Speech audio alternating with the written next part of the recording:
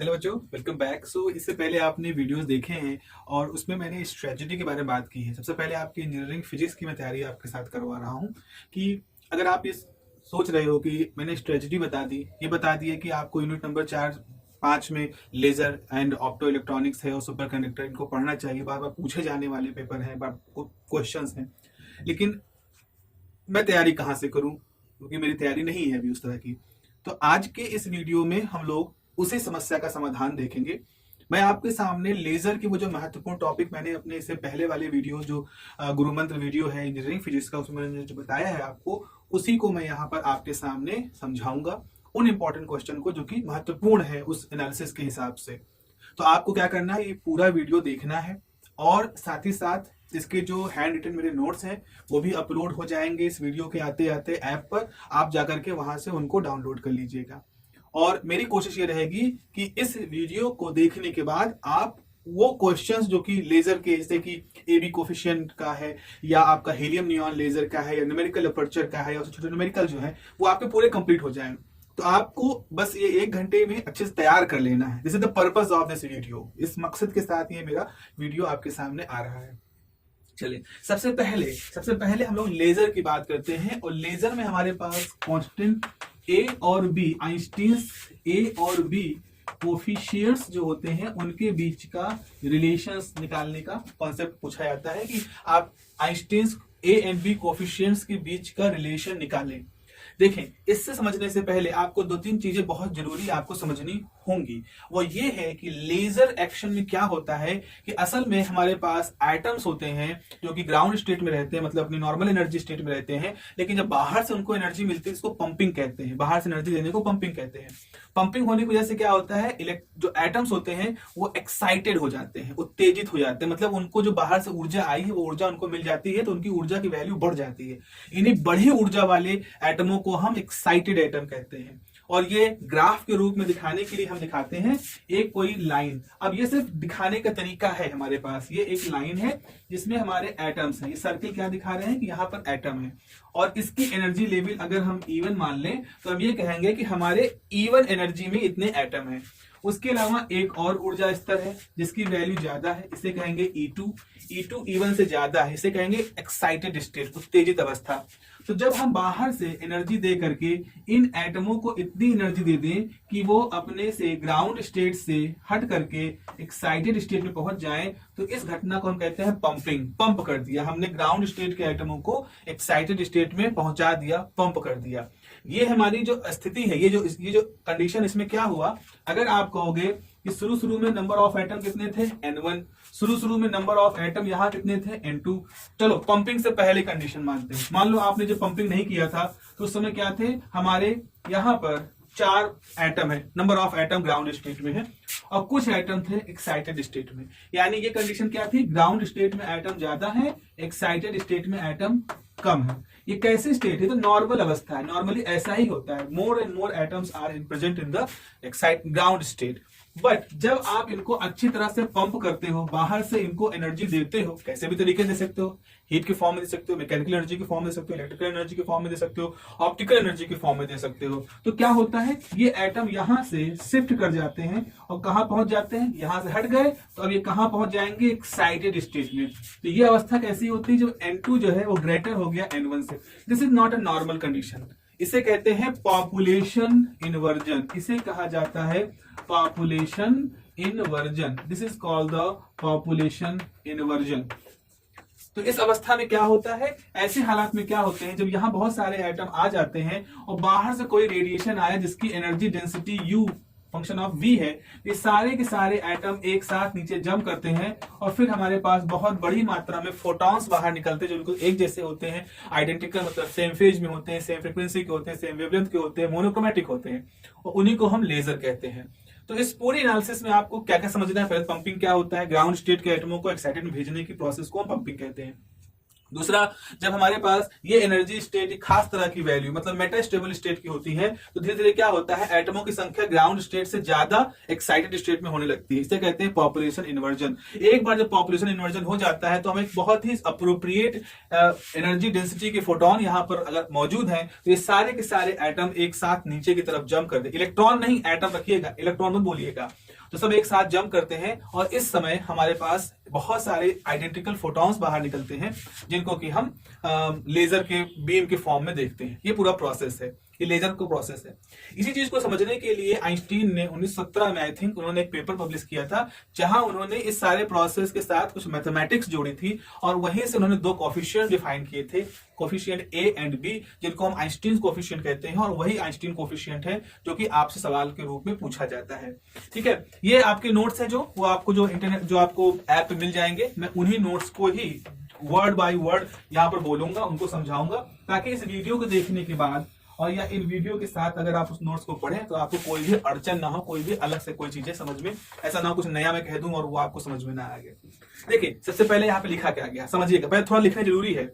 Consider assembly of atom in the thermal equilibrium. अब thermal equilibrium मत समझो क्या है, ये आइंस्टीन की उस पेपर की भाषा है। उन्होंने थर्मल इक्विलिब्रियम के केस में सब कुछ डिस्कस किया था। तो मान लीजिए कि थर्मल इक्विलिब्रियम की एक अवस्था है जिसमें कुछ एटम्स हैं, कोई टेम्परेचर क्या है टी पर, with incoming radiation of frequency nu and energy density u nu।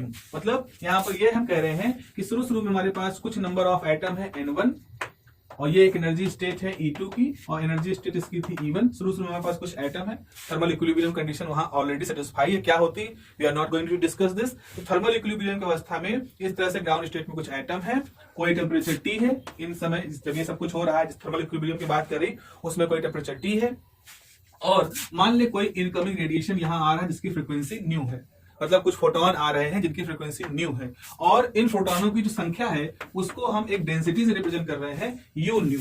U is the energy density, number of photons per unit area per unit volume, इस तरह से हम इसको डिफाइन कर सकते हैं। तो ऐसी स्थिति है। तो इससे क्या होगा, मान लीजिए number of atom in the ground state is N1 and number of atom in the excited state is N2। N2 पूरी तरह से खाली नहीं है, कुछ N2 एटम वहां पर मौजूद है। अब यहां पर जो N1 है वो ग्राउंड स्टेट है, लोअर एनर्जी स्टेट है। जो N2 है वो एक्साइटेड स्टेट में है, जो हाई एनर्जी स्टेट है। लोअर एनर्जी स्टेट की वैल्यू E1 है और हाई एनर्जी स्टेट की वैल्यू E2 है। अब यहां पर इस बात की क्या संभावना होगी कि जब बाहर से रेडिएशन आएंगे तो जो एटम है वो यहां से जंप करके आगे पहुंच जाएंगे। तो इस चीज को आइंस्टीन ने समझाया था कि इस बात की क्या प्रोबेबिलिटी होगी कि जब हम प्रोबेबिलिटी को हम कैसे डिनोट कर रहे हैं, हमारी क्या प्रोबेबिलिटी होगी, प्रोबेबिलिटी डिनोट कर रहे हैं 1 से 2, मतलब क्या प्रोबेबिलिटी होगी कि आपकी जो एटम है वो जब रेडिएशन आएगा तो ग्राउंड स्टेट यानी एनर्जी लेवल E1 से, आप केवल 1 से कहें, एनर्जी लेवल 1 से 2 में चले जाएंगे। इसको रिप्रेजेंट कर रहे हैं P12। और ये इस बात पर, अब ये जो प्रोबेबिलिटी है इसका जो फॉर्मूला बताया था आइंस्टीन ने वो ऐसे लिखा था, N1 से मल्टीप्लाई कर दो इज इक्वल टू N1 से मल्टीप्लाई कर दो, फिर आप एक कोफिशिएंट लगा दो B12 और एनर्जी डेंसिटी लिख दो। इस तरह से आइंस्टीन ने फॉर्मूला दिया था कि इस बात की प्रोबेबिलिटी कि आपके जो एटम ग्राउंड स्टेट में है, जो रेडिएशन आएगा जिसकी एनर्जी डेंसिटी यू न्यू है, वो रेडिएशन को एब्जॉर्ब करके एक्साइटेड स्टेट पहुंच जाएगा। इसकी प्रोबेबिलिटी इस फॉर्मूले से लिखी जा सकती है। यहाँ नंबर ऑफ एटम जो कि एब्जॉर्ब कर रहे हैं उस रेडिएशन को, P उन एब्जॉर्प्शन के बाद वो उछल के E2 में चले जाएंगे, इसकी प्रोबेबिलिटी इस बात पे डिपेंड कर रही है कितने एटम ग्राउंड स्टेट में थे, एक कोफिशिएंट B12 और कितने फोटोन वहां पर आ रहे हैं। ज्यादा फोटोन होंगे तो प्रोबेबिलिटी भी ज्यादा होगी, कम फोटोन होंगे तो प्रोबेबिलिटी भी कम होगी। अगर ज्यादा ग्राउंड स्टेट में एटम है, N1 ज्यादा है, तो भी प्रोबेबिलिटी ज्यादा होगी, नहीं तो कम होगी। इस तरह से प्रोबेबिलिटी का फॉर्मूला निकल के आया। यहां पर B12 जो है इसे कहेंगे आइंस्टीन्स कोफिशिएंट फॉर एब्जॉर्प्शन। यहां पर यहां एब्जॉर्प्शन हो रहा है, जो रेडिएशन आ रहा है उसको एटम एब्जॉर्ब कर रहे हैं, इसीलिए इस कोफिशिएंट को नाम दिया जाता है आइंस्टीन कोफिशिएंट फॉर एब्जॉर्प्शन। और अगर थोड़ा सा और आप टेक्निकल होना चाह रहे हैं, थोड़ा सा और बेहतर तरीके से सोचना लिखना चाह रहे हैं, तो this is the coefficient for stimulated absorption. Why it is called stimulated absorption? क्योंकि ये किसी रेडिएशन की मौजूदगी में होता है। ऐसा नहीं होता है कि अपने आप ये एटम अगल बगल से कहीं से कुछ एब्जॉर्ब करके जा रहे हैं, ये बाहर से आने वाले फोटोनों के घनत्व की वजह से, बाहर से आने वाले फोटोनों की संख्या की वजह से ये क्या कर रहे हैं, एब्जॉर्ब होकर के ऊपर जा रहे हैं। तो दिस इज द प्रोबेबिलिटी, यहां से यहां तक जाने की प्रोबेबिलिटी। फिर क्या हुआ, जब ऐसा हो गया तो हम कहां पहुंच गए, हम इस हालात में पहुंच गए। अब more atoms are in the excited state E2 and less atoms are in the state E1। अब ये स्थिति आ गई, इसे क्या नाम दिया जाएगा, इसे नाम दिया जाएगा पॉपुलेशन इन्वर्जन। ये पॉपुलेशन इन्वर्जन की स्थिति है। अब देखो यहां पर क्या समझो, अब जरा यहां पर आप समझने की कोशिश करें, जब ये एटम यहां पर आ गए, कितने एटम आ गए, N2 एटम यहां पर मौजूद है, N1 एटम यहां थे, तो इसमें से कुछ एटम होंगे जो अपने आप डी एक्साइट हो जाएंगे क्वांटम मैकेनिक्स के रूल के हिसाब से। तो कुछ एटम डी एक्साइट हो जाएंगे। तो जो एटम डी एक्साइट हो जाएंगे उनकी प्रोबेबिलिटी कैसे लिखी जाएगी, वो लिखी जाएगी N2A21। देखो, क्योंकि A21 क्यों हटा दिया हमने, A क्यों लिखना शुरू कर दिया, क्योंकि A उस प्रोसेस के साथ जुड़ेगा जो अपने आप हो रहा है, अपने आप हो रहा है। तो ये कुछ एटम्स अपने आप डी एक्साइट हो जाएंगे, लेकिन बाकी एटम भी बचे हुए हैं। उसके बाद वो जो एटम डी एक्साइट हुए, मान लो उनसे फोटोन निकले जिनकी एनर्जी डेंसिटी यून्यू है, फोटोन निकले जो ये पहले गिर गए, कूद गए, उनकी वजह से कुछ मान ले, जस्ट फॉर एग्जांपल, बहुत ही सुपर सिंपलिंग कर रहे हैं। तो अब ये जो एनर्जी डेंसिटी होगी वो क्या करेगी, बाकी के एटम जो इंतजार कर रहे हैं उनको भी नीचे जंप करा देगी। तो जब ये किसी फोटोन की मौजूदगी में जंप होगी तो वो होगा N2, और फोटोन की मौजूदगी में जब भी कुछ होता है तो हम बी कोफिशिएंट इस्तेमाल करते हैं। जैसे यहां पर बी कोफिशिएंट इस्तेमाल किया था जब फोटोन की मौजूदगी में एटम एब्जॉर्ब हो रहे थे, इसीलिए 1 से 2 था। अब क्या है, फोटोन की मौजूदगी में चूंकि ये एटम हायर से लोअर तरफ जा रहे हैं तो N2B21, और कौन इनको एक्साइट डी एक्साइट करा रहा है, ये आपके जो एक फोटोन निकले हैं। तो जब एटम ग्राउंड स्टेट से अपर की तरफ गए थे तो सिर्फ आपकी ये एक टर्म था, क्योंकि यही रेडिएशन ही उनको एक्साइट करा रहा था। लेकिन जब ऊपर से नीचे उतरने की बारी आई तो दो चॉइसेस हैं। जैसे आपको जीना चढ़ना, तो आप जीने से जा रहे हो, सिर्फ जीने से जा रहे हो ऊपर जाने के लिए। एक बार जब आप ऊपर पहुंच गए तो आपके पास चॉइस है, आप वा तो उसी जीने से वापस आओ या आप डायरेक्टली भी कूद जाओ वहां से।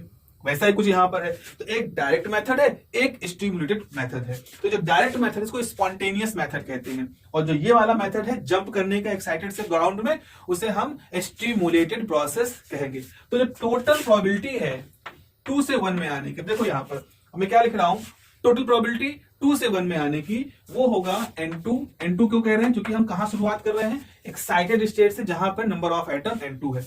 इसमें दो फैक्टर होंगे, एक होगा N2A21 और दूसरा होगा N2B21 एंड U न्यू। देखिए, तो ये वाला जो फॉर्मूला था हमारा, ये था एब्जॉर्प्शन के लिए, प्रोबेबिलिटी ऑफ एब्जॉर्प्शन की एटम ग्राउंड स्टेट से एक्साइटेड में चले जाएंगे। ये है एमिशन के लिए प्रोबेबिलिटी कि हमारे एटम एक्साइटेड स्टेट से ग्राउंड स्टेट में आएंगे। तो ये हमारे पास इसमें ये वाला हिस्सा जो है वो किसको रिप्रेजेंट कर रहा है, ये रिप्रेजेंट कर रहा है स्पॉन्टेनियस प्रोसेस को। स्पॉन्टेनियस का मतलब होता है स्वतः, अपने आप, और ये है स्टिमुलेटेड प्रोसेस। स्टिमुलेटेड मतलब होता है जिसमें किसी तरह का इन्फ्लुएंस हो, कोई करवाए, थोड़ा सा उससे इन्फ्लुएंस हो गए, मुतासिर हो गए उसके साथ में। तो अब क्या हुआ, अब आइंस्टीन यहां पर कहते हैं, क्योंकि हम बार बार थर्मल इक्विलिब्रियम की बात कर रहे हैं, तो थर्मल इक्विलिब्रियम एक ऐसी अवस्था है जिस अवस्था में आपके N1P12 और N2P21 ये बराबर होंगे। मतलब इन दोनों इक्वेशन की ये दोनों वैल्यूज बराबर होंगी। तो अगर ये दोनों वैल्यूज बराबर है तो राइट हैंड साइड में बराबर होंगे। अब यहां पर अगर थोड़ा सा आप गहराई में जाएंगे, क्वांटम इलेक्ट्रोडायनामिक्स बात जब डेवलप हुई तब जाके इनके आंसर सही से मिलेगा, आखिर ऐसा क्यों हो रहा है, इसका फिजिकल मतलब क्या है। लेकिन हम अभी फिजिकल मतलब के बारे में नहीं बात करेंगे। हम आपसे ये कहेंगे कि आइंस्टीन ने कहा कि थर्मल इक्विलिब्रियम में ये कंडीशन फॉलो होती है, मतलब इन दोनों इक्वेशन की वैल्यूज बराबर होगी। तो इसका मतलब है आप ऐसे लिख सकते हो, अगर इसी इक्वेशन को लिखोगे N_B12 U न्यू इज बराबर N2A21 plus N2B21 U new. ये हो गया आपके पास भाई। सब ये आइंस्टीन ने कहा, हमने मान लिया और बाद में प्रूव भी हुआ। अब क्या करोगे आप, अब क्या करोगे, U न्यू वाले टर्म एक तरफ ले आओ, जैसे ये वाला टर्म है इसको इधर ले आओ, तो आपके पास ये बचेगा। पहले तो यही लिख देते हैं N2A21, अगर इसको हम इसके साथ लिखें तो N1B12 माइनस N2B21, और ब्रैकेट में आप यहां पर बाहर निकालोगे U न्यू। आइंस्टीन का पर्पस क्या था, आइंस्टीन का पर्पस इसकी वैल्यू निकालना था। क्यों आइंस्टीन इसकी वैल्यू निकालना चाहते थे, क्योंकि आइंस्टीन जो थे वो बहुत ज्यादा इन्फ्लुएंस थे प्लांक के लॉ के साथ में। प्लांक ने 1901 में जो अपने पेपर पब्लिश किया था उसमें ये बताया था कि कैसे हम E=hν मान करके एनर्जी डेंसिटी निकाल सकते हैं। तो आइंस्टीन ये सोच रहे थे कि क्या प्लांक की उस एनर्जी डेंसिटी को, जो U की वैल्यू थी, किसी और तरीके से निकाला जा सकता है, कोई उसका और अल्टरनेट मेथड है। तो आइंस्टीन एक तरह से मैथमेटिकल अपनी एक एक्सरसाइज कर रहे थे कि क्या हम यहाँ पर कुछ और तरीकों से यू की वैल्यू निकाल सकते हैं कि नहीं, और वो करते करते उस दिमाग से ये पूरा कॉन्सेप्ट लेजर का निकल के आया। तो हमें क्या निकालना था, आइंस्टीन ने क्या निकालना चाहा, यू की वैल्यू निकालनी चाहिए। तो देखो यहाँ से क्या आप यू की वैल्यू निकाल सकते हो, बिल्कुल आप लिख सकते हो। आप यू न्यू क्या लिखोगे, आप यू न्यू की वैल्यू लिखोगे N2 A21 divide by N1 B12 minus N2 B21। ठीक है ना, कुछ नहीं किया भाई आपने, इसको उठा करके यहाँ नीचे रख दिया। अब ऐसा करते हैं, N2 से छुटकारा पाना है तो हम इसको ऐसे कर सकते हैं। अगर यहाँ N2 21 है और अब छुटकारा पाना चाहें तो N2 B21 को बाहर ले आए।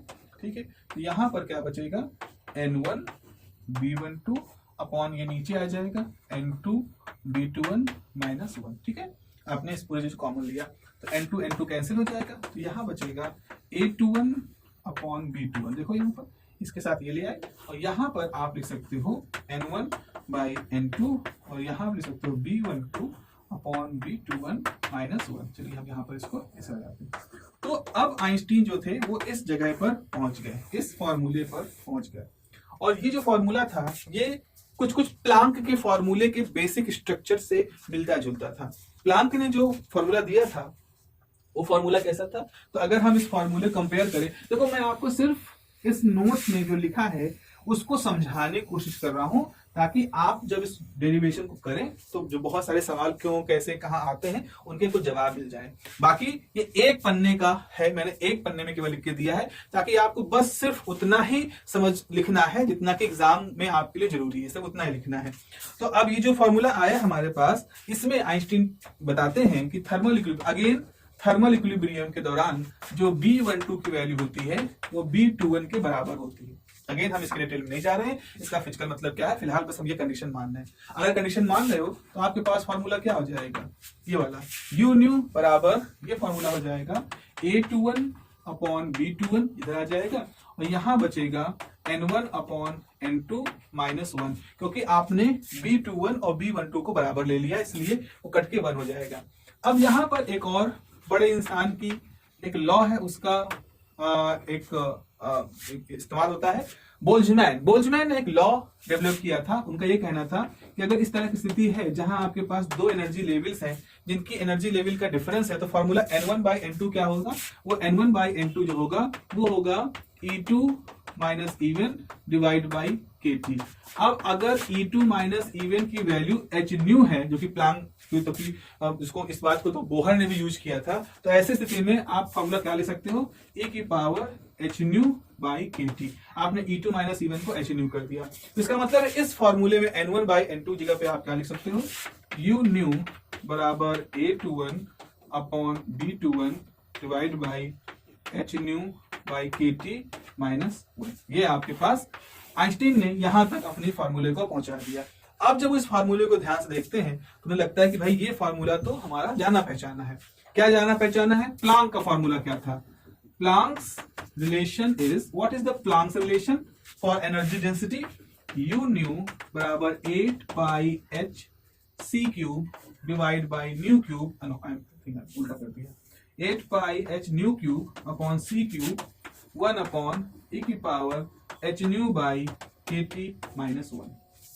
ये प्लांक का फॉर्मूला है। और आप देख रहे हो यहाँ प्लांक के फॉर्मूले और ये जो आइंस्टीन का फॉर्मूला है इसमें काफी हद तक सिमिलरिटी दिखाई पड़ रही है। यहाँ पर साफ साफ दिखाई पड़ रहा है कि जो पूरा A21 अपॉन B21 की वैल्यू है ये एग्जैक्टली इस पूरे टर्म के बराबर है। तो ऑलरेडी आइंस्टीन ने एक तो रिलेशन ये बताया था, तो इसका मतलब है कि आपके पास A21 अपॉन B21 जो है उसकी वैल्यू कितनी आ गई, 8 पाई h new cube upon c cube.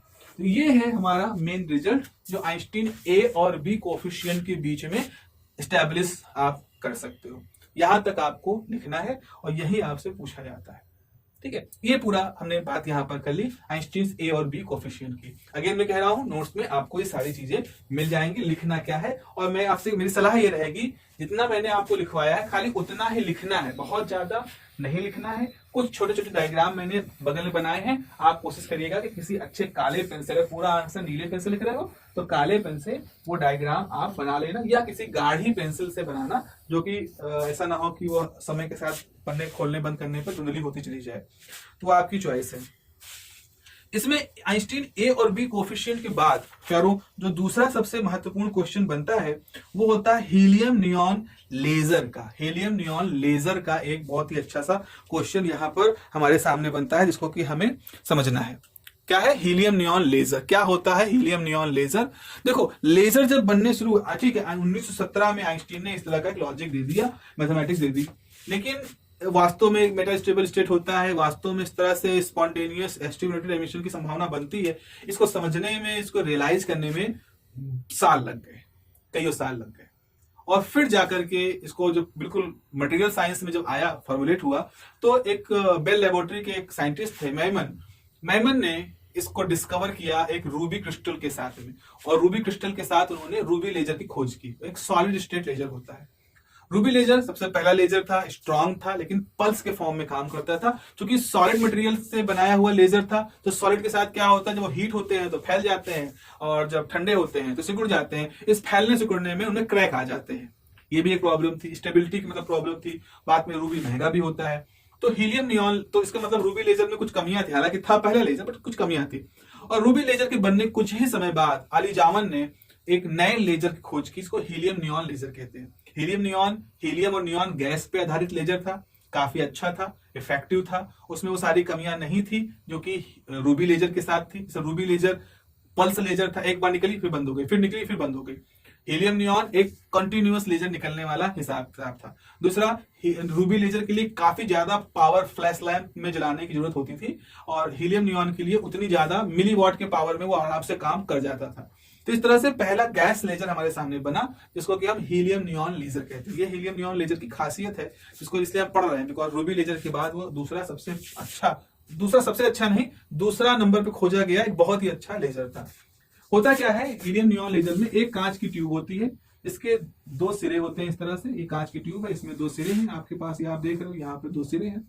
इन सिरों में मिरर लगे होते हैं। अब वो कॉन्वेक्स कॉन्केव मिरर, वो कैविटी की डिजाइन के आधार पर होते हैं, मिरर्स लगे होते हैं। और ये ट्यूब होती है, बहुत लंबी, मतलब बहुत मोटी ट्यूब नहीं होती, कुछ मिलीमीटर की ट्यूब होती है। इसके अंदर दो इलेक्ट्रोड्स लगे होते हैं, जिनसे हम इलेक्ट्रिसिटी इसके अंदर फ्लो करा सकते हैं। और यहाँ पर हीलियम और नियॉन गैस का मिक्सचर होता है, हीलियम और नियॉन गैस का मिक्सचर होता है।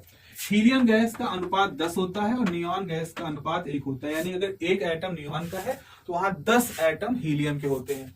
और इन इलेक्ट्रोड पर हम प्लस माइनस पोटेंशियल अप्लाई करते हैं। अब होता क्या है, जरा समझने का प्रयास करें। होता यह है कि आपने इन दोनों तारों से इसके अंदर करंट का फ्लो कराया, तो यहाँ गैस है, गैस में वो करंट जाएगी, अपनी एनर्जी का ट्रांसफर होगा। उस एनर्जी के ट्रांसफर से हीलियम गैस भी है, वो भी एक्साइट होगी, मतलब उसके भी एटमों की ऊर्जा बढ़ेगी, नियॉन गैस के एटमों की भी ऊर्जा बढ़ेगी, ऑब्वियस सी बात है। लेकिन होगा क्या कि जो हीलियम है वो संख्या में ज्यादा है, क्योंकि हीलियम छोटे भी होते हैं, संख्या में ज्यादा भी आपने रखे हैं, तो हीलियम इस एनर्जी को तेजी से लेकर के जल्दी मोशन करना शुरू कर देते हैं। हल्के है ना, ज्यादा मोशन करेंगे। नियॉन थोड़ा भारी गैस होती है हीलियम की तुलना में, एटम भी बड़ा होता है। तो जो हीलियम को आपने बहुत ज्यादा मात्रा में रखा, 10 गुना ज्यादा रखा है, और उनकी एनर्जी भी उनको अच्छे से मिल गई है, तो ये हीलियम क्या करते हैं, नियॉन गैस से टक्कर मारते हैं। देखो, बहुत सारी नियॉन गैस यहाँ भी होगी, बहुत सारी नियॉन गैस यहाँ भी होगी। इन दोनों के बीच में जो नियॉन गैस होगी, हो सकता है वो एक्साइट हो जाए, लेकिन जो नियॉन गैस अगल बगल है वो शायद उतना एक्साइट ना हो। तो जो बचे हुए हीलियम के एटम है, ये बहुत तेजी से पूरे ट्यूब के अंदर मूव करना शुरू करते हैं, और टक्कर मार मार के हीलियम को एक्साइट कर देते हैं। जब हीलियम एटम एक्साइट होता है, तो एक्साइट होने के बाद वो लेजर लाइट को निकालना शुरू करता है। और हीलियम नियॉन जो एटम है, उसका एनर्जी लेवल बड़ा इंटरेस्टिंग सा होता है। हीलियम का सिंपल सा होता है, लेकिन नियॉन का बड़ा इंटरेस्टिंग सा होता है। उस इंटरेस्टिंग एनर्जी लेवल होने की वजह से ही उसमें मेटास्टेबल स्टेट भी होते हैं, एक्साइटेड स्टेट भी होते हैं, और उन मेटास्टेबल और एक्साइटेड स्टेट के बीच में जो ये एटमों का ट्रांजिशन होता है, उसकी वजह से लेजर बाहर निकलती है। इसलिए helium neon is a very important laser. लिखा क्या है मैंने आपके लिए, मैं बता देता हूं। Helium neon laser is a gas laser, जैसा मैंने बताया, that produces continuous laser beam. In it the lasing medium is mixture of helium and neon gas. Helium neon gas का मिक्सचर होता है, हम लेजिंग मीडियम कहते हैं, and in the ratio 10:1. These gases are filled in a long narrow glass tube where the gas pressure is 1 millimeter of mercury. Two mirrors M1 and M2 are at the end of the tube and form a resonator cavity. ये जो कांच की दो सिरे बनाए जाते हैं, इसको रेजोनेटिंग कैविटी कहते हैं, नॉट गोइंग टू डिटेल कहते हैं। रेजोनेटिंग कैविटी कहते हैं। यहाँ पर M1 जो होता है वो हाईली रिफ्लेक्टिंग होता है। हाईली रिफ्लेक्टिंग होने का मतलब है जब भी इस पे कोई लाइट गिरेगी तो इस तरह बिल्कुल नहीं चाहिए, जैसे हम घरों में मिरर इस्तेमाल करते हैं वैसा होता है। लेकिन जो M2 जो होता है वो सेमी परमिएबल होता है, सेमी सिल्वर्ड होता है। मतलब इस पे अगर लाइट गिरेगी तो 50% बाहर भी निकल सकती है और 50% अंदर रह जाएगी। इसकी पॉलिश बहुत अच्छे से नहीं करते, इतनी अच्छी यहाँ से करते हैं। तो इस तरह से M1 M2 ये होते हैं। अब यहाँ पर जो लेजर है वो इसी से ही बाहर निकलती है। जब यहाँ से अंदर फोटोन जाएंगे, इस पे टकराएंगे तो 50% मान लो बाहर निकल गए, 50% फिर अंदर चले गए अपना काम करने के लिए। तो लेजर कहाँ से निकलेगा? लेजर इस M2 वाले हिस्से से बाहर निकलता है। ये M1 वाला हिस्सा परफेक्ट रिफ्लेक्टर होता है, तो यहाँ से लेजर बाहर नहीं निकलता है। अब आपको इसके एनर्जी लेवल डायग्राम को समझना है। ये तो बहुत ही सिंपल सा डायग्राम, इसकी कोई बहुत इंपॉर्टेंस भी नहीं है। अब आपको वो डायग्राम बनाना जिसपे आपका नंबर मिलेंगे, आपको मेन नंबर इस डायग्राम पे मिलने वाले हैं। सबसे पहले आपको एनर्जी लेवल डायग्राम बनाना है किसका? हीलियम का। आपके पास हीलियम गैस है, तो ये हीलियम का ग्राउंड स्टेट है, ये हीलियम की एक्साइटेड स्टेट है जिसे आपने लिखा E1 E2 E3। जो मैंने आप यहाँ बनाया वही कह देते हैं हीलियम के लिए, ठीक है। उसके बाद फिर क्या है, मैं इसको साफ कर दे रहा हूं। ये हीलियम की ऊर्जा स्तर है, इसके साथ में नियॉन गैस है। तो नियॉन का भी ये मैं अलग कलर से बना रहा हूं नियॉन का। ये नियॉन ग्राउंड स्टेट है जो कि हीलियम के बराबर ही है। उसके बाद अब आप देखिए यहां पर क्या होता है, इसे कहेंगे E1 डैश नियॉन के लिए, ये आपका हीलियम के लिए है, ये आपका नियॉन के लिए। ये जो एनर्जी लेवल डायग्राम बनाने जा रहा हूं ये बहुत ज्यादा इंपॉर्टेंट है बच्चों, क्योंकि इसको आपको बनाना है, इसी से आपको मेन नंबर मिलने हैं। आपको डायग्राम बनाना है और इसके साथ में थोड़ी चीजें और लिख दीजिए, you will get the good marks. I must say you will get the good marks. तो E1 है। उसके बाद एक और एनर्जी लेवल यहाँ पे होता है थोड़ा सा नीचे की तरफ, इसे कहते हैं E2 डैश। देखो यहाँ कोई नहीं लेकिन यहाँ होता है, E2 डैश हो गया। उसके बाद फिर एक हम थोड़ा अलग सा एनर्जी लेवल यहां दिखा सकते हैं, इसे कहेंगे E3 डैश। उसके बाद एक और एनर्जी लेवल होता है जो कि इसी E2 के लगभग बराबर होता है, इसे कहा जाता है E4 डैश। और उसके बाद फिर एक यहां पर इसके बगल में ही पास में ही होता है, इसे कहेंगे E5 डैश। और फिर इसके साथ ही एक और एनर्जी लेवल होता है E6 डैश। इस तरह से आपके पास ये नियॉन के एनर्जी लेवल्स इस तरह से बने हुए हैं, ठीक है। अब देखो यहां पर क्या हुआ क्या कि हीलियम के एटम एक्साइट हुए। क्यों एक्साइट हुए? क्योंकि बाहर से आपने पंपिंग दिया था। पंपिंग कैसे दिया था? वो जो मैंने दिखाया था दो तार, वो तारों से जो बिजली आपने फ्लो कराई, उस बिजली से ये एक्साइट हो गए, तो पंपिंग हो गई। पंपिंग होने से क्या हुआ, हीलियम के एटम चूंकि हल्के होते हैं जल्दी से वो एक्साइट हो गए। कुछ एटम E3 में पहुंच गए, कुछ एटम E2 पहुंच गए, और पहुंचने के बाद वो नाचने लगे पूरी ट्यूब के अंदर। नाचने के दौरान वो क्या हुआ, टकराए। किसके से टकराए? नियॉन से टकराए। नियॉन से टकराने की वजह से उन्होंने अपनी पूरी की पूरी एनर्जी या maximum amount of energy neon को दे दी।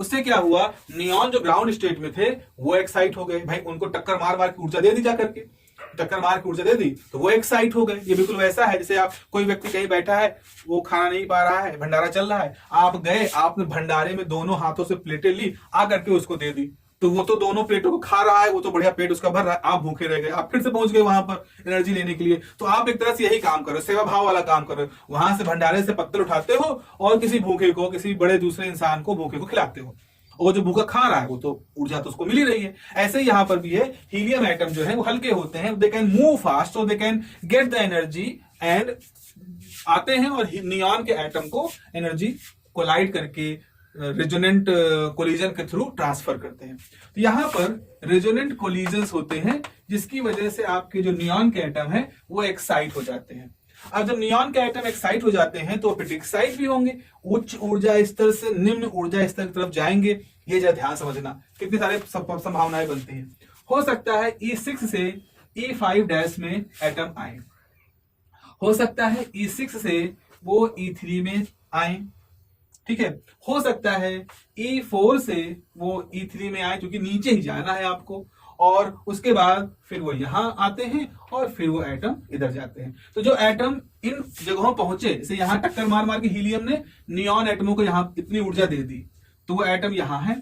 अगर वो E6 से E5 जाएंगे तो यहां पर एक रेडिएशन निकलेगा।